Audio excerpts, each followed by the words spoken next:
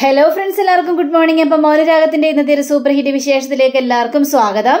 അങ്ങനെ വേലുവും രതീഷും കൂടി ഈ ജഡമായിട്ട് ഈ കിരണിന്റെ വീട്ടുവളപ്പിലെത്തിയിരിക്കുകയാണ്. അയ്യോ, കിരൺ സാർ ഇതുവരെ വന്നില്ലല്ലോ, നമുക്ക് ചെയ്യേണ്ട കാര്യങ്ങളെല്ലാം നമുക്ക് ചെയ്യാം. ഇതൊക്കെ കേട്ടുകഴിഞ്ഞപ്പോഴേക്കും അതെ, അതൊക്കെ ചെയ്യാൻ വേണ്ടി ഞാൻ മാത്രം മതി സാറേ എന്നൊക്കെ വേലു പറയാണ്. പക്ഷേ സാറേ, അവനെ കുഴിയിലേക്ക് ഇടുന്നതിന് മുമ്പ് തന്നെ എനിക്ക് അവനൊന്ന് വെട്ടി നുറുക്കണം. എന്തിനാണ് വെട്ടി നുറുക്കുന്നത് എന്ന് ചോദിക്കുകയാണ്. ആവശ്യമുണ്ട്. കാരണം എനിക്ക് അവനോട് അത്രയും മാത്രം കലിയുണ്ട്. അവനെ കിട്ടിയെ കൊല്ലണമെന്ന് കരുതിയിരുന്നേച്ചാണ് ഞാൻ. പക്ഷേ അവനെ കൊല്ലാനായിട്ട് എനിക്ക് സാധിച്ചില്ല. അതുകൊണ്ട് എൻ്റെ ദേഷ്യം മുഴുവനും എനിക്ക് അവൻ്റെ ദേഹത്ത് തീർക്കണം സാറേ. എൻ്റെ മൂപ്പനെയും അതേപോലെ തന്നെ കല്യാണിയുടെ അമ്മയെയും ദിലീപ് സാറിൻ്റെ അച്ഛനെയും ഒക്കെ കൊന്നവനല്ലേ. അപ്പം അവനെ എനിക്ക് കൊല്ലണം. അവനെ ചത്താലും അവൻ്റെ ശരീരം വെട്ടി നുറുക്കണം സാറേ. അത്രയ്ക്കും കാലി എനിക്കുണ്ട് എന്നൊക്കെ ഈ വേലിങ്ങനെ പറഞ്ഞപ്പോഴേക്കും വിടറാ, അവൻ്റെ ദേഹത്ത് ഇപ്പം ആത്മാവ് പോലുമില്ല. ആ ആത്മാവൊക്കെ പോയില്ലേ, അവൻ്റെ ജഡം മാത്രമാണിത്. അവൻ ഇനി വെട്ടി നുറുക്കിയത് കൊണ്ട് വല്ല കാര്യമുണ്ടോ? അതൊക്കെ വിട്ടേര് എൻ്റെ വേലു. ഇനി ആ കാര്യത്തെക്കുറിച്ച് ചിന്തിക്കണ്ട. നമുക്കേ ബാക്കിയുള്ള കാര്യങ്ങളെല്ലാം ചെയ്യണം. ഈ ചടങ്ങുകളെല്ലാം നമുക്കൊന്ന് അവസാനിപ്പിക്കണം. കിരൺ സാറിന് എത്തേണ്ട താമസം മാത്രമേ ഉള്ളൂ എന്നൊക്കെ പറയാം. അതിനു മുമ്പ് നമുക്ക് കുഴിയെടുക്കാം. കുഴിയെടുത്തതിന് ശേഷം കിരൺ സാറെ വിവരം അറിയിക്കാം എന്ന് പറയാ. ആ ശരി എന്നൊക്കെ പറഞ്ഞുകൊണ്ട് ഇവർ രണ്ടുപേരും കൂടി അങ്ങോട്ട് പോവാണ്. ഈ സമയം തന്നെ നമ്മുടെ കല്യാണിയും പ്രകാശനും ഒക്കെ തിരിച്ച് വീട്ടിലെത്തി കഴിഞ്ഞിരിക്കുന്നു. വീട്ടിലെത്തി കഴിഞ്ഞപ്പോഴേക്കും പ്രകാശിന് ഒരു ടെൻഷൻ. മോളെ, ഒരു സമാധാനം ഇല്ലല്ലോ മോളെ. അല്ല, ഈ കിരണും അതേപോലെ തന്നെ രതീഷൊക്കെ എവിടെ പോയി? വേലുവൊക്കെ എവിടെ പോയി? അവരെയൊന്നും കാണാനില്ലല്ലോ. അവരിപ്പോൾ വരാമെന്നും പറഞ്ഞിട്ട് പോയതല്ലേ. അപ്പോൾ കല്യാണെങ്കിൽ അത് തന്നെ അച്ഛാ, അത് തന്നെ എനിക്ക് സംശയം. അവരെന്നോട് പറഞ്ഞത് ഞങ്ങളിവിടെ കാവലിരിക്കുകയാണ്, ആരെങ്കിലും വരുന്നുണ്ടോ എന്നൊക്കെ അറിയണ്ടേ, അതിനു വേണ്ടിയാണെന്നൊക്കെയാണ് കിരണേട്ടൻ എന്നോട് പറഞ്ഞത്. പക്ഷേ എന്തൊക്കെയോ ഒരു ഇത് മണക്കുന്നുണ്ടെന്നൊക്കെ പറഞ്ഞു കഴിഞ്ഞപ്പോഴേക്കും നമ്മുടെ ലക്ഷ്മിയാണെങ്കിലേ അവരതിനെക്കുറിച്ചൊന്നും ചിന്തിച്ചിട്ടുണ്ടാവില്ല. അവര് നമ്മളെ സേഫ്റ്റി അത്രയും മാത്രമല്ലേ ഉള്ളൂ. കല്യാണം എത്രയും പെട്ടെന്ന് നടക്കണം. ഇനിയിപ്പോൾ കല്യാണം ചെറുക്കാൻ പോയിരിക്കുകയല്ലേ, ആ സമയത്ത് ഒരു പ്രശ്നം ഉണ്ടാകാൻ പാടില്ല. അതുകൊണ്ട് അവരെ ഫോളോ ചെയ്തിട്ടുണ്ടാകും കിരണും ബാക്കിയുള്ളവരെല്ലാവരും കൂടി ചേർന്നിട്ട്. അതമ്മ പറഞ്ഞ സത്യം തന്നെയാണെന്നൊക്കെ പറയാം. ഏതായാലും അവരവിടെ എത്തിയിട്ടുണ്ടാവോ? ദൈവമേ, അവരവിടെ എത്തിയിട്ടൊന്ന് എന്നെ വിളിച്ച് പറഞ്ഞാൽ മതിയായിരുന്നു, എന്നാലും എനിക്ക് സമാധാനം ഉണ്ടാവുള്ളൂ എന്നൊക്കെ പറയുമ്പോൾ വിളിക്കും അച്ഛാ, അച്ഛനിങ്ങനെ ടെൻഷൻ ആവല്ലേ അച്ഛാ എന്നും പറഞ്ഞുകൊണ്ട് ഇവരെല്ലാവരും കൂടി നേരെ അകത്തേക്ക് കയറി പോവാണ്. അകത്തേക്ക് കയറിപ്പോയി കഴിഞ്ഞപ്പോഴേക്കും നമ്മുടെ മൂങ്ങാമത്തേശി പറയാണ്, അയ്യോ ശാന്തേ, എനിക്ക് ഒരു ഗ്ലാസ് ചായ ഇങ്ങനെ എടുത്തണ്ടേ എന്ന് പറഞ്ഞപ്പോഴേക്കും കാദംബരി ഉച്ച സമയത്താണോ ചായ? എന്തിനാ അമ്മേ ഇപ്പോൾ ഉച്ച സമയത്ത് ചായ എന്നൊക്കെ എന്നെ ചോദിക്കുമ്പോൾ, അതെ ഇന്നലെ ഒരു തുള്ളി ഞാൻ ഉറങ്ങിയിട്ടില്ല. ആകെ മനസ്സിലെ പേടിയും ഭയവും ഒക്കെ ആയിരുന്നു. തലവേദന എടുത്തിട്ട് ഒരു രക്ഷയില്ലായിരുന്നു. അതുകൊണ്ടാണ് ഒരു ഗ്ലാസ് ചായ ചോദിച്ചത്. അപ്പോൾ പിന്നെ നാരങ്ങളും എടുത്ത് തരട്ടെ. ഇത് കേട്ട ലക്ഷ്മിക്ക് കലി വരികയാണ്. ചായയല്ലേ ചോദിച്ചത്, നാരങ്ങളുള്ളതല്ലോ, അതുകൊണ്ട് ചായ പോയി എടുത്തിട്ട് വാ എന്ന് ശാന്തയോട് പറയാം. അപ്പോൾ ശാന്തയാണെങ്കിൽ ഞാനിപ്പോൾ ചായ എടുത്തിട്ട് വരാമെന്ന് പറഞ്ഞുകൊണ്ട് പോവുകയും ചെയ്യാണ്. അപ്പം നമ്മുടെ മുത്തശ്ശിയാണെങ്കിൽ, അല്ല നമ്മുടെ അമ്മലുവിൻ്റെ കാര്യം എന്താണ് മോളെ? അല്ല, അമ്മലുവിൻ്റെ കാര്യത്തിൽ ഒരു തീരുമാനം എടുക്കണ്ടേ? ഇത് കേട്ടുകഴിഞ്ഞപ്പോഴേക്കും അമ്മലുവിൻ്റെ കാര്യത്തിൽ ഞാനും കിരണേട്ടനും കൂടിയേ ഒരു തീരുമാനം എടുത്തിട്ടുണ്ട്. അതധികം താമസിയാതെ നിങ്ങൾക്ക് എല്ലാവർക്കും മനസ്സിലാകും എന്നും പറഞ്ഞ് നമ്മുടെ കല്യാണി നേരെ മുകളിലേക്ക് കയറി പോവുകയാണ്. അപ്പോൾ മുത്തശ്ശിയാണെങ്കിൽ, കല്യാണിയെക്കുറിച്ച് ആലോചിക്കുമ്പോഴേ എനിക്ക് ആകെ സങ്കടം തോന്നുക. ഇപ്പം മനസ്സിന് വല്ലാത്തൊരു കുറ്റബോധം തോന്നിക്കൊണ്ടിരിക്കുകയാണ് പ്രകാശ. കാരണം നീ ഒന്ന് ആലോചിച്ച് നോക്കിക്കണ്ടേ, കല്യാണിയെ പോലൊരു മകള് നിനക്കില്ലായിരുന്നെങ്കിൽ നീ പെരുവഴി കിടക്കേണ്ട ഒരു അവസ്ഥ വന്നാനായിരുന്നു പ്രകാശ. കല്യാണിയെ കൊല്ലാൻ വേണ്ടി നമ്മൾ എത്ര മുൻകൈ എടുത്തിറങ്ങിയിട്ടുണ്ട്. അന്ന് ആ കല്യാണിയെ കൊന്നിരുന്നെങ്കിലോ ഇന്ന് നിനക്ക് ഇതേപോലെ രാജാവായിട്ട് വാഴാനായിട്ട് കഴിയുമായിരുന്നോ എൻ്റെ പ്രകാശ? അവളുടെ മനസ്സ് എത്ര നല്ല മനസ്സാണെന്ന് അറിയാമോ എന്നൊക്കെ പറഞ്ഞുകൊണ്ട് പ്രകാശിനോട് പറയണം, അമ്മേ കഴിഞ്ഞ കാര്യങ്ങളൊന്നും എന്നെ ഓർമ്മിപ്പിക്കല്ലേ അമ്മേ. അതൊക്കെ ആലോചിക്കുമ്പോൾ മനസ്സിന് വല്ലാത്തൊരു ഭാരം തോന്നുകയാണ് അമ്മേ. സങ്കടം സഹിക്കാൻ പറ്റാത്തൊരവസ്ഥയാണ് എന്നൊക്കെ പ്രകാശൻ മനസ്സോട്ട് തന്നെ പറയുകയാണ്. അപ്പോൾ നമ്മുടെ പ്രകാശനാണെങ്കിൽ, എനിക്ക് ഒരു മോനും കൂടി ഉണ്ടല്ലോ, ജയിലിൽ കിടക്കുന്ന മകൻ വിക്രം. അവൻ്റെ മനസ്സും ഇതേപോലെ മാറി. ഈ പെൺമക്കള് ഞാൻ ചേർത്ത് പിടിച്ചതുപോലെ അവനെയും എനിക്ക് ചേർത്ത് പിടിക്കണമെന്നായിരുന്നു ആഗ്രഹം. ഞാൻ കുറേ ദൈവങ്ങളോട് പ്രാർത്ഥിച്ചിട്ടുണ്ട്, എൻ്റെ മകൻ്റെ മനസ്സ് മാറണേ, അവൻ്റെ സ്വഭാവം നല്ല രീതിയിലാവണേ എന്നൊക്കെ. പക്ഷെ എവിടെ, പറയാവുന്നതല്ലേ ഉള്ളൂ. ഞാൻ ഒരുപാട് ഉപദേശിച്ചു നോക്കി, പക്ഷെ അവൻ മാറുന്ന ലക്ഷണമില്ല. അവൻ എപ്പോഴും ഇങ്ങനെ മറ്റുള്ളവരെ ദ്രോഹിക്കണം, മറ്റുള്ള പൈസകൾ തട്ടിയെടുക്കണം എന്നുള്ളൊരു ചിന്ത മാത്രമാണ് വിക്രമിന്റെ മനസ്സിൽ. അപ്പം ഇതൊക്കെ കേട്ട് ലക്ഷ്മിയാണെങ്കിൽ ഇങ്ങനെ അന്തിച്ച് നിൽക്കുക. അവന്റെ മനസ്സും മാറി. അവനും എന്നോടൊപ്പം ചേർന്നിരുന്നെങ്കിൽ ഞാൻ ഒരുപാട് സന്തോഷിച്ചാനായിരുന്നു. പക്ഷേ അതിന് നടക്കുമെന്ന് എനിക്ക് തോന്നുന്നില്ല. പക്ഷെ അവൻ ജയിലിൽ നിന്ന് ഇറങ്ങിയിട്ട് എൻ്റെ പെൺമക്കൾക്കെതിരെ എന്തെങ്കിലും ചെയ്യാനാണ് അവൻ്റെ ഒരുക്കമെങ്കിൽ നടക്കില്ല അത്. പിന്നെ ഈ പ്രകാശന്റെ തനി സ്വഭാവം അവൻ മനസ്സിലാക്കും. ഇല്ലാതാക്കും ഞാൻ അവനെ, വെട്ടി നുറുക്കും ഞാൻ അവനെ എന്നൊക്കെ പ്രകാശൻ എല്ലാവരുടെ മുന്നിൽ പറയാ. ഇത് കേട്ട ലക്ഷ്മിയാണെങ്കിൽ ആകെ ഒന്ന് സ്തംഭിച്ച് നിൽക്കുക, ഒന്ന് പേടിച്ച്. കാരണം വിക്രമിനെ പുറത്തിറങ്ങിക്കഴിഞ്ഞാൽ വിക്രമിനെ പ്രകാശൻ തീർക്കുമെന്ന് ലക്ഷ്മിക്ക് മനസ്സിലായി. അങ്ങനെ പ്രകാശൻ രണ്ടും കൽപ്പിച്ചിങ്ങനെ ഇരിക്കുക. പിന്നീട് കാണിക്കുന്നത് നമ്മുടെ വേലുവിനെയും രതീഷിനെയാണ്. അപ്പൊ വേലു ആണെങ്കിൽ ഈ ഗംഗാപ്രസാദിനെ കുഴിച്ചു മൂടാനുള്ള കുഴി, വലിയൊരു കുഴി തന്നെയാണ് നിസ്സാര സമയം കൊണ്ട് നമ്മുടെ വേലു എടുത്തിരിക്കുന്നത്. സാറേ ഇത്രയും മതിയില്ല സാറേ, കുഴി റെഡിയായി, ഇങ്ങോട്ട് കയറി പോരടാ വേലു എന്ന് രതീഷ് പറയാ. അങ്ങനെ വേലു കയറി അവിടെ നിൽക്ക. എന്നാലും ഇത്രയും വലിയ കുഴി എടുത്തല്ലോ, അതന്നെ ഭാഗ്യം. വേറെ ആരും വേണ്ടി വന്നില്ലല്ലോ സാറേ. ഇതൊക്കെ ഞങ്ങൾക്ക് നിസ്സാരമാണ് സാറേ.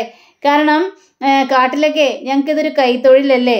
പിന്നെ ചില മൃഗങ്ങൾ ചത്ത് ചെയ്യുമ്പോൾ ഞങ്ങൾ ഇതേപോലെ വലിയ കുഴിയൊക്കെ എടുത്ത് കുഴിച്ചു മൂടാറാണ് പതിവ് സാറേ. ഇപ്പോ ഒരു മൃഗം തന്നെയല്ലേ മരിച്ചിരിക്കുന്നത് വേലു. ഇവനെയൊക്കെ മൃഗത്തിന്റെ കൂട്ടത്തിൽ കൂട്ടാൻ പറ്റോ? ഇവനൊക്കെ മൃഗം എത്രയോ നല്ലതാണ്. അതിലും മോശമായ ആളല്ലേ ഈ ഗംഗാപ്രസാദ്. ഇവനെയൊന്നും ഇതിൽ കൂട്ടാൻ പറ്റില്ല. അത് മൃഗങ്ങൾക്ക് പോലും അപമാനക്കേടാണ് എൻ്റെ സാറേ. ഇതൊക്കെ കേട്ടുകഴിഞ്ഞപ്പോഴേക്കും രതീഷ് ആ ഒരു കാര്യം പറഞ്ഞ നീ സത്യം തന്നെയാടാ. മൃഗത്തിന്റെ ഇനത്തിൽ പോലും ഇവനെ കൂട്ടാനായിട്ട് സാധിക്കില്ല. അത്രയ്ക്കും വിഷമാണ് ഇവന്റെ ഉള്ളിന്റെ ഉള്ളില്. ഏതായാലും ഇനി കിരൺ സാർ എവിടെ? വിളിച്ചാണല്ലോ, ഇത് കിരൺ സാർ എവിടെ പോയി കിടക്കുന്നു എന്നൊക്കെ ആകെ ഒരു ചിന്തയിൽ നിൽക്കുക. ഏതായാലും കുഴിയെടുത്തല്ലോ, ഇനി അവന്റെ ജഡം പോയി എടുക്കണം, എന്നിട്ട് അവനെ കുഴിച്ച് മൂടണം. എന്നാലും ദേഷ്യം അങ്ങോട്ട് മാറുന്നില്ല എൻ്റെ സാറേ. അവനെ എനിക്ക് വെട്ടി നുറുക്കാനുള്ള കലിയുണ്ട്. സാറ് പറഞ്ഞത് കൊണ്ട് മാത്രമാണ് ഞാൻ അടങ്ങി ഒതുങ്ങി വെല്ലെടുത്തു ഇരിക്കുന്നതൊക്കെ എന്നൊക്കെ പറയാം. അങ്ങനെ പിന്നീട് കാണിക്കുന്നത് നമ്മുടെ കാർത്തികയാണ്. അപ്പൊ കാർത്തികയും ദിലീപും കൂടി ദിലീപിന്റെ വീട്ടിലേക്ക് വന്നിരിക്കുക ഭയങ്കര സന്തോഷത്തോടെ. അപ്പൊ ദിലീപിന്റെ അമ്മയ്ക്കാണെങ്കിൽ അതിലേറെ സന്തോഷമാണ്. കാരണം വീട്ടിലേക്ക് ഒരു മരുമകൾ വന്നിരിക്കുകയാണല്ലോ. അങ്ങനെ വാ മോളെ, ഇറങ്ങി വാ, നിങ്ങൾ ഇവിടെ നിൽക്കട്ടോ, ഞാൻ ഇപ്പൊ വരാമെന്നും പറഞ്ഞുകൊണ്ട് അമ്മ അകത്തേക്ക് കയറി പോവുകയാണ്. കാർത്തികെ ഇപ്പൊ സന്തോഷമായില്ലേ, സമാധാനമായില്ലേ എന്നൊക്കെ ചോദിച്ചപ്പോഴേക്കും സന്തോഷവും സമാധാനമൊക്കെ ആയി ദിലീപേട്ടന് ഈ കല്യാണം നടക്കുമെന്ന് ഞാൻ ഒരിക്കലും പ്രതീക്ഷിച്ച കാര്യമൊന്നുമല്ല. കാരണം എൻ്റെ ജീവിതത്തിൽ കല്യാണ കാര്യത്തെക്കുറിച്ചൊന്നും ചിന്തിച്ചിട്ട് പോലുമില്ല. പിന്നെ നമ്മുടെ കല്യാണിയുടെ അമ്മ മരിച്ചതിലെ തുടർന്ന് എനിക്ക് കല്യാണേ വേണ്ട, ഇനി ഇങ്ങനൊരു സംഭവമോ വേണ്ട എന്നും പറഞ്ഞുകൊണ്ട് നടന്നേച്ച ഒരാളാണ് ഞാൻ. ഇപ്പോഴാണ് കല്യാണം കഴിച്ച് മുന്നിൽ നിൽക്കുന്നു. ഇത് കേട്ട് കഴിഞ്ഞപ്പോഴേക്കും ദിലീപ് കൂട്ടുകാരോട് പറയണം, കേട്ടോടാ കാർത്തിക പറഞ്ഞത് കേട്ടോ, എൻ്റെ അച്ഛൻ മരിച്ചിട്ട് അധികം നാള് പോലും ആയിട്ടില്ല, അതിനു മുമ്പാണ് ഞാൻ ഈ സാഹസത്തിന് വേണ്ടി ഇറങ്ങിയത് എന്നൊക്കെ പറയാ. ദിലീപേ, നിന്നെ പോലെ ഒരു നല്ല മനസ്സുള്ള ഒരു വ്യക്തിയെ കാർത്തികയ്ക്ക് കിട്ടിയല്ലോ എന്നും പറഞ്ഞുകൊണ്ട് അപ്പോഴാണ് അമ്മ നിലവിളക്കുമായിട്ട് വരുന്നത്. അമ്മോളെ ഈ നിലവിളക്ക് പിടിച്ചിട്ടെ വലത് കാല് വെച്ച് അകത്തേക്ക് കയറിയാലും എന്ന് പറയാണ്. ഞാൻ ഒരിക്കലും പ്രതീക്ഷിക്കാത്തൊരു കല്യാണമാണ് നടന്നിരിക്കുന്നത്. എൻ്റെ ജീവിതത്തിൽ കല്യാണം എന്നുള്ളൊരു സംഭവം ഉണ്ടാകില്ലെന്നാണ് ഞാൻ കരുതിയിരുന്നത്. പക്ഷേ അതിപ്പതേ നടന്നിരിക്കുകയാണ്. അപ്പോൾ ഒരു മരുമകൾ ചെയ്യേണ്ട കടമകൾ മുഴുവനും ഞാൻ ചെയ്യുമെന്നും പറഞ്ഞുകൊണ്ട് വിളക്ക് മേടിച്ചിട്ട് നമ്മുടെ കാർത്തിക വലതുകാലെടുത്ത് വെച്ച് നേരെ അകത്തേക്ക് കയറുകയാണ്. അങ്ങനെ അകത്തേക്ക് കയറി കഴിഞ്ഞപ്പോഴേക്കും നമ്മുടെ കൂട്ടുകാരെല്ലാവരും കൂടി അമ്മയോട് സംസാരിക്കണം. അമ്മേ, ഇനി കാര്യങ്ങളെല്ലാം എളുപ്പമായല്ലോ, മരുമകൾ വീട്ടിലേക്ക് വന്നിരിക്കുകയല്ലേ. കാര്യങ്ങളോ? എന്ത് കാര്യങ്ങള്? നീ എന്തൊക്കെയാടേ പറയുന്നതെന്ന് ചോദിച്ചപ്പോ, അല്ല അമ്മായിയമ്മ പോരിന് നന്നായിട്ട് എടുക്കാലോ. ഒന്ന് പോടാ, അമ്മായിയമ്മ പോരെടുക്കുന്ന ഒരു അമ്മായിയമ്മയല്ല ഞാന്. വീട്ടിലേക്ക് കയറി വന്ന മക്കളെ മരുമക്കളായിട്ടല്ല മകളായിട്ട് തന്നെയാണ് കണക്ക് കൂട്ടേണ്ടത്. അങ്ങനെ ഒരു നിലപാടിൽ ഉറച്ചു നിൽക്കുന്ന ഒരാളാണ് ഈ ഞാന്. ഇവള് വീട്ടിലൊരു ജോലിയും ചെയ്തില്ലെങ്കിലും കുഴപ്പമൊന്നുമില്ല, എല്ലാം എൻ്റെ മോൾക്ക് വേണ്ടി ഞാൻ ചെയ്യും. എനിക്കൊരു പെൺകുട്ടിയില്ലല്ലോ, അപ്പോൾ ആ എല്ലാ സ്നേഹവും ഞാൻ അവൾക്ക് കൊടുക്കുകയും ചെയ്യും. കാർത്തിക എൻ്റെ മരുമകളല്ല, മകളാണ് എന്നൊക്കെ ഈ അമ്മ വളരെയേറെ സന്തോഷത്തോടു കൂടി തന്നെ പറയാണ്. അപ്പൊ കൂട്ടുകാർക്കും ഭയങ്കര സന്തോഷം തോന്നുക. അങ്ങനെ കാർത്തികയും ദിലീപും കൂടി നേരെ പൂജാ റൂമിൽ പോയി നിൽക്കുകയാണ്. പൂജാ റൂമിൽ പോയി നിന്ന് കഴിഞ്ഞപ്പോഴേക്കും ഇങ്ങനെ ഇരുന്ന് പ്രാർത്ഥിക്കുക. കാർത്തികേ, ഒരു കാര്യം അറിയോ കാർത്തികേ, ഞാൻ ഈ പൂജാ റൂമിൽ പോയിരുന്നേ ഒരുപാട് ഇങ്ങനെ പ്രാർത്ഥിക്കുമായിരുന്നു. കാരണം എന്താണെന്നറിയാവോ, കാർത്തികയെ എനിക്ക് തന്നെ കിട്ടണേ, ഈ വീട്ടിലേക്ക് കാർത്തിക തന്നെ മരുമകളായിട്ട് വരണേ, എനിക്ക് മനസ്സിൽ ഇഷ്ടപ്പെട്ട പെൺകുട്ടി തന്നെ ആയിരിക്കണേ ഇങ്ങോട്ട് വരുന്നത് എന്നൊക്കെ പറഞ്ഞുകൊണ്ട് ഭഗവാന് ഞാൻ സ്വസ്ഥത കൊടുത്തിട്ടില്ല. എപ്പോഴും ഭഗവാനാ ഞാനിങ്ങനെ പ്രാർത്ഥിച്ചുകൊണ്ടേയിരിക്കും. അതേപോലെ തന്നെ കണ്ടില്ലേ, ഇപ്പോ എൻ്റെ മനസ്സിന് ഇഷ്ടപ്പെട്ട പെണ്ണ് തന്നെ എൻ്റെ വീട്ടിലേക്ക് കയറി വന്നില്ലേ, എൻ്റെ ഒപ്പം ദേ വന്നിരുന്ന് പൂജാ റൂമിൽ നിന്ന് പ്രാർത്ഥിക്കുന്നു. എല്ലാ ദിവസവും ഞാനാ ഈ പൂജാ റൂമിൽ വിളക്ക് കത്തിക്കുന്നത് എന്ന് ദിലീപ് പറഞ്ഞപ്പോൾ നമ്മുടെ കാർത്തിക പറയാ, ഇനിയിപ്പോൾ ഞാൻ വന്നില്ല ദിലീപേട്ടാ, ഇനി മുതൽ ഞാൻ കത്തിച്ചോളാം വിളക്കൊക്കെ ഈ പൂജാ റൂമിൽ, ഇനി മുതൽ ഞാനായിരിക്കും വിളക്ക് കത്തിക്കാനായിട്ട് പോകുന്നതെന്നൊക്കെ കാർത്തികയും പറയാ. ദിലീപിനും ഭയങ്കര ഒരു സന്തോഷം തോന്നുകയാണ്. പിന്നീട് കാണിക്കുന്നത് ഇവര് കുഴിയെല്ലാം എടുത്ത് നല്ല സെറ്റപ്പാക്കി വെച്ചിരിക്കുകയാണല്ലോ. അപ്പോൾ ദേ വരുന്നു നമ്മുടെ കിരൺ, ഒരു തെങ്ങിന്റെ തൈയായിട്ട് വരിക. തെങ്ങിന്റെ തൈയായിട്ട് വന്നു കഴിഞ്ഞപ്പോഴേക്കും, എടാ കുഴിയെല്ലാം ഓക്കെ ആണോ എന്ന് ചോദിച്ചു കഴിഞ്ഞപ്പോഴേക്കും, ആ കുഴിയെല്ലാം ഓക്കെയാണ് സാറേ, ഇനി അവനെ എടുത്ത് ഇതിൽ കുഴിച്ചു മൂടേണ്ട താമസം മാത്രമേ ഉള്ളൂ. എടാ ഇതേവരെ കാര്യങ്ങളൊന്നും ആരും അറിഞ്ഞിട്ടില്ല, നമ്മളവിടെ കാണാതെ എല്ലാവരും ടെൻഷൻ അടിച്ചിരിക്കുകയായിരിക്കും. പക്ഷേ ഒരു കുഞ്ഞു പോലും സത്യങ്ങൾ തിരിച്ചറിയാനായിട്ട് പാടില്ല. ഏയ് ഇല്ല സാറേ, ഒരു സത്യമൊന്നും അറിയില്ല, എങ്കിലേ നമുക്ക് അവൻ്റെ ജഡം എടുത്തിട്ട് വരാം എന്ന് പറയണം. അങ്ങനെ ഇവർ മൂന്നുപേരും കൂടി കാറിന് ഡിക്കി തുറക്കുക. കാറിന് ഡിക്കി തുറന്നിട്ട് ഈ ഗംഗാപ്രസാദിനെ പൊതിഞ്ഞു വെച്ചിരിക്കുന്ന ആ പായ ഇങ്ങോട്ട് എടുക്കുക. പായ നിർത്തി കഴിഞ്ഞപ്പോഴേക്കും നേരെ, സാറേ ഇടട്ടെ സാറേ, ഇടടാവനെ കുഴിയിലേക്ക്. അങ്ങനെ കുഴിയിലേക്ക് ഇടുകയാണ്.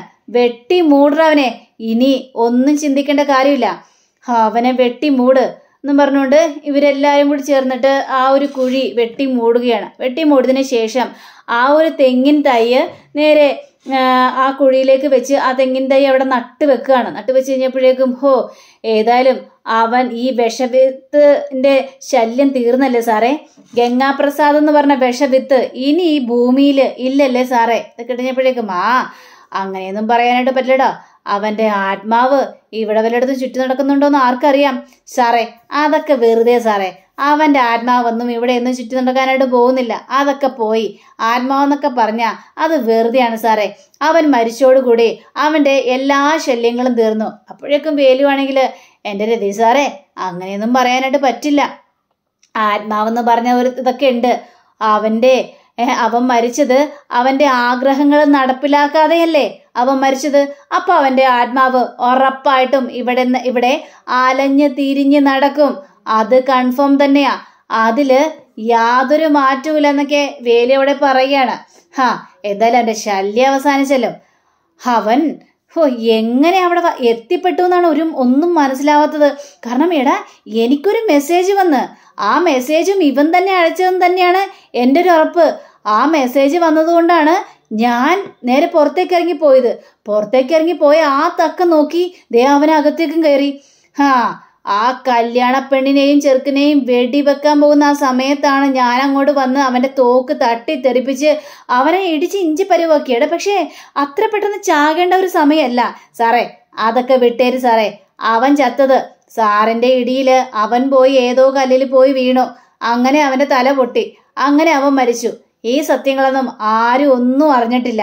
ഏതായാലും നമുക്ക് തന്നെ ഇവനെ കുഴിച്ചു മൂടാനുള്ള ആ ഒരു ഭാഗ്യം കിട്ടിയല്ലോ, അത് തന്നെയാണ് ഇപ്പൊ ഏറ്റവും പ്രധാനമായിട്ട് നടന്നിരിക്കുന്നത് എന്നൊക്കെ പറയാണ്. അതേടാ, ഇനിയിപ്പോ സന്തോഷത്തോടും സമാധാനത്തോടും കൂടി തന്നെ ബാക്കിയുള്ളവർക്ക് ജീവിക്കാലോ. പക്ഷെ സാറേ, ഇവൻ മരിച്ചു, പിന്നെ ഒരുത്തനുണ്ട് ഇനി, വിക്രം, അവനും ഇതേപോലെ തന്നെയാണ്, വിഷവിത്താണ് എന്നൊക്കെ പറയാ.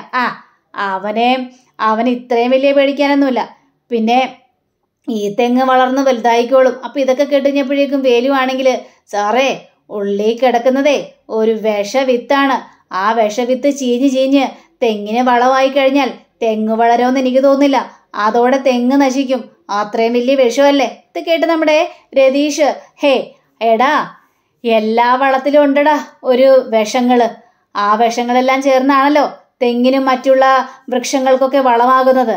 അതേപോലെ ഗംഗാപ്രസാദും ഈ തെങ്ങിന് വളമാകും, ഈ തെങ്ങ് വളർന്ന് നല്ലൊരു വൃക്ഷമായിട്ട് തന്നെ തീരും എന്നൊക്കെ രതീഷും പറയുകയാണ്. അങ്ങനെ ഇവർ ആ ഒരു വലിയൊരു കൃത്യം അവിടെ ചെയ്തിരിക്കുകയാണ്. അപ്പൊ അങ്ങനെയും കാണിച്ചുകൊണ്ടാണ് നമ്മുടെ ഇന്നത്തെ റിവ്യൂ ഇവിടെ അവസാനിച്ചിരിക്കുന്നത്. അടുത്ത റിവ്യൂവിനെ കാത്തിരിക്കുക, സബ്സ്ക്രൈബ് ചെയ്യുക. എല്ലാവർക്കും നല്ലൊരു ദിനം ആശംസിച്ചുകൊണ്ട് തന്നെ നമസ്കാരം. Thank you. See again. By.